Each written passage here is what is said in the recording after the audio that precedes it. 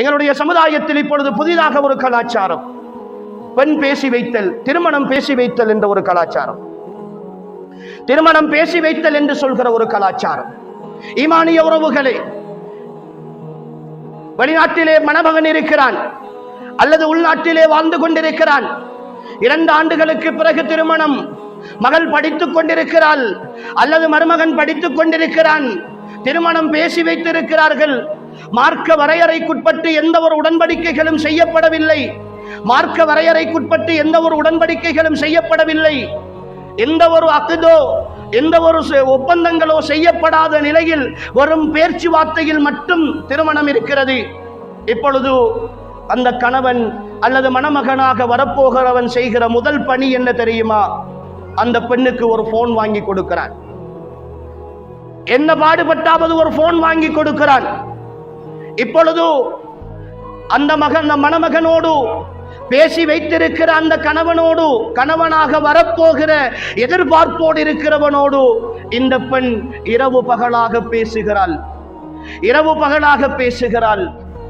கோல் வந்தால் இதோ அவர் கோல் எடுக்கிறார் என்று சொல்லி உம்மா எடுத்துக்கொண்டு மகளிடத்திலே கொடுக்கிறார், வாப்பா எடுத்துக்கொண்டு மகளிடத்திலே கொடுக்கிறார், ராத்தாமார்கள் எடுத்துக்கொண்டு போய் கொடுக்கிறார்கள். ஏதோ ஒரு கட்டத்தில் சந்திக்க வந்தால் எல்லோரும் அவர்கள் இருவரையும் தனிமையில் வீட்டுக்குள்ளே அனுப்பிவிட்டு வெளியிலே பாதுகாப்புக்கு காவல் இருக்கிறார்கள். இன்றைய சமுதாயம் இதை சர்வ சாதாரணமாக பார்க்கிறது.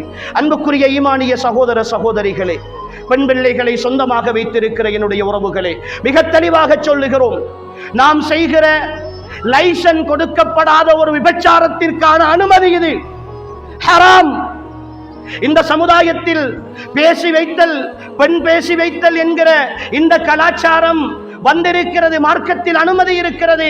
ஆனால் ஒரு கணவனை, ஒரு மணமகனை பேசி வைத்து விட்டால் மட்டும் அவன் அந்த பெண்ணுக்கு மஹரமாகி விட மாட்டான்.